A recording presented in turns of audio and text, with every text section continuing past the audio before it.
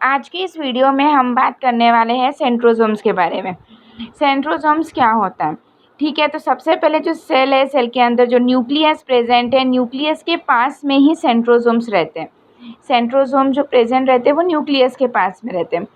अगर हम इसके डिटेल स्ट्रक्चर के तरफ जाते हैं, इसका डिटेल स्ट्रक्चर क्या है, तो एक्चुअली में जो सेंट्रोसोम्स है वो दो चीज़ों से मिलके बना है। पहला है सेंट्रियोल्स और दूसरा है पेरीसेंट्रियोलर मैट्रिक्स। अब ये सेंट्रियोल्स क्या रहते हैं, पैरासेंट्रियोलर मैट्रिक्स क्या रहते हैं?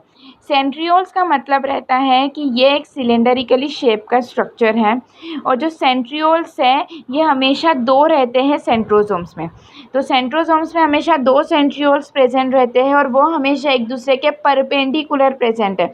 अगर एक सेंट्रियोल दूसरे सेंट्रियोल्स के हमेशा परपेंडिकुलर प्रेजेंट रहेगा उसे हम कहेंगे सेंट्रियोल्स।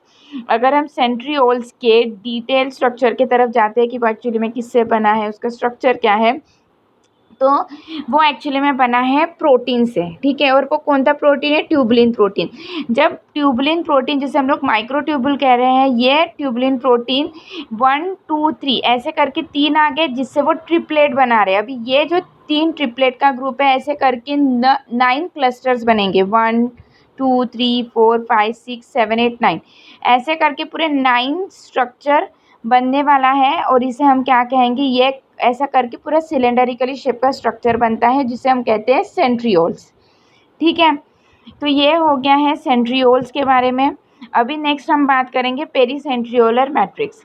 पेरीसेंट्रियोलर मैट्रिक्स क्या रहता है? जो आजू बाजू सेंट्रियोल्स के बाजू में जो मैट्रिक्स प्रेजेंट है उसे हम क्या कहेंगे? Pericentriolar matrix. ठीक है, और उन पेरीसेंट्रियोलर मैट्रिक्स में रिंग्स प्रेजेंट रहते हैं, सर्कल प्रेजेंट है, और वो जो सर्कल रिंग प्रेजेंट है वो एक कॉम्प्लेक्स प्रोटीन से मिलके बना है, वो भी ट्यूबुलिन से ही मिलके बना है, और यहाँ से फिर माइक्रोट्यूबुल्स निकलते हैं। यस, ये हम लोगों ने पहले ही देखा है।